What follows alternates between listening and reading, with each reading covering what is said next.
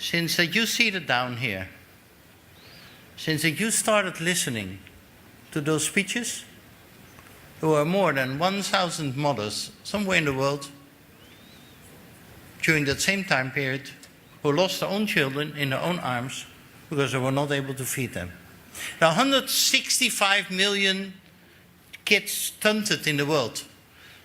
For them, even when we give them the right nutrition later on, their life is a misery forever. Have you ever seen Ricardo Emanuel, 12 years old? 1 meter 20, 90 centimeters. For Ricardo, 90 centimeters, and I heard him speaking one time, and he realizes that he will lack a lot of things in life because we could not feed him in the first part of his life. And that is why we are here, for those people. And I cannot speak without mentioning that, because that's why I'm committed.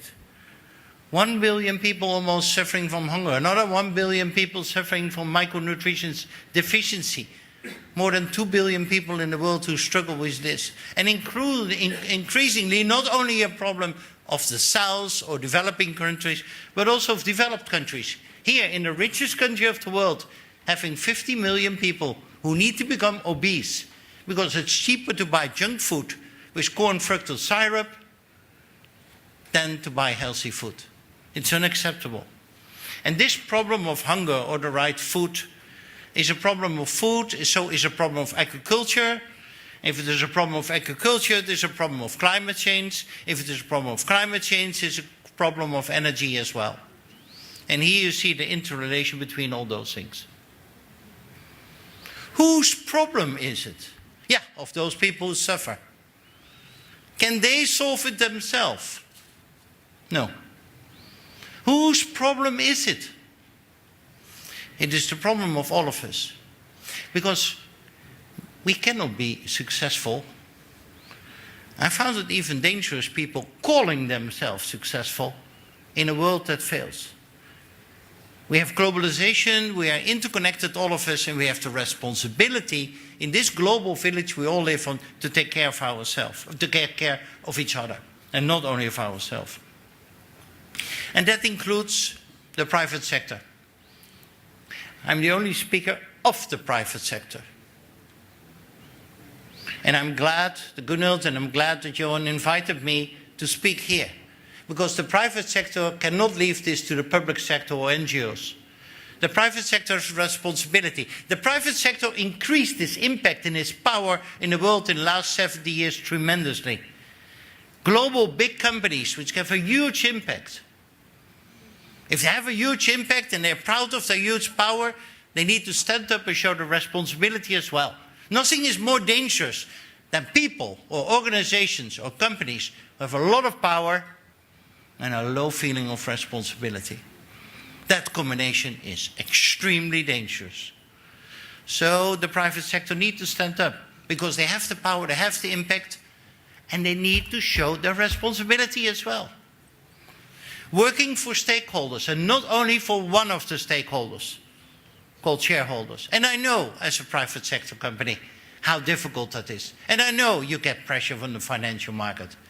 And I know I want to work for stakeholders, for all the stakeholders. I hate the word corporate social responsibility activities. Corporate social responsibility is great, but corporate social responsibility activities feels a little bit that you have your company and we have some other activities. No, I hope that your whole company is a social responsible company and does all the things it does in that framework. That is how we started the economy, that is how we started companies. Not to make money. Money is only a means to something. It cannot be the goal. In the last 30 years in the financial community, we almost got the feeling that making money is the goal. No, it is a mean to something, and let's not forget what the real goal behind it is. But for those for whom that goes too far, which I would regret if that is the case, for those who want to be selfish, I have a solution as well. This is really business. If we don't address these problems, if we don't address climate change, if we don't address the issues of the hungry people, like Edwin was saying, which is a root cause for many conflicts in the world, then you will be in problems with your own business as well. So also for those, I have a reason to stand up and to show their commitment. And it is a worthwhile investment, also for the developing countries. Every dollar invested in proper nutrition for your own people will come back nowadays in a factor of 59. That is a worthwhile investment. And we have seen it ourselves, DSM, when I started to collaborate with the WFP and with Edwin's predecessors, and also with Edwin herself. 21 million people. A tiny little company is DSM, $14 billion, big company, small company, all is relative. But we reach, via the World Food Programme, 20 million people every year, which get proper nutrition. A tiny little company as Royal DSM can do that. Oh, what a potential is there in the world if more companies would stand up and solve that and come with new innovative solutions, come with new commitments to fortify foods and to take actions. I'm leading at this moment the SUN, Scaling Up Nutrition Business Network. And we start with GAIN. Mark van Amering is here. We started with the World Food Programme. I saw Martin Bloom and Edwin was talking before. With GAIN and the WFP, we're scaling up nutrition. We get 99 companies. We have 51 at this moment. We want 99 companies in the world to stand up, to join us, to show their competences. And we are using those competences of those 99 companies. We have 51 of the companies in this room who have not yet signed up. Speed up, then you can be one of those 99 to contribute with your competences to the problems in the world. And to support people like Connie, to support people like Catherine, to support people like Jeff, and of course Gunhild and Johan here. The solutions are there, and also needed. There's a huge level of urbanization in the world, and realize, every farmer which leaves its land and goes to the cities, we lose a food producer, and we gain a food consumer. And that gives pressure on the whole level of food production, on food security, food safety. So we need that help. And it is possible. Like being said before, 50% of all agricultural streams we throw away. And we compete partly in energy with the oil and gas industry, who in 150 years was able to optimize the whole streams and to circulate and to distillate and to get everything back of the last 0.5%. And the food industry, after 10,000 years of experience, is throwing away still 50%.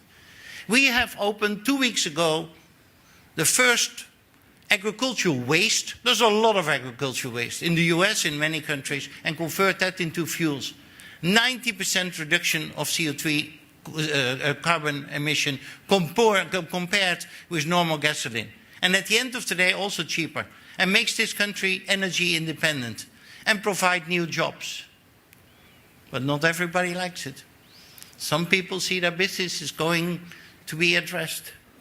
And that is also the world we live in. And we need to address that because the potential is enormous.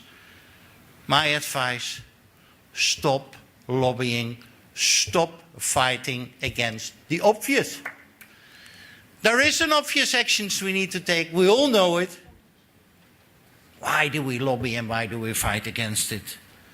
Scale up, act now, and I repeat what I said before, because you cannot be successful. Don't even dare you call yourself successful in a world that fails. Thank you.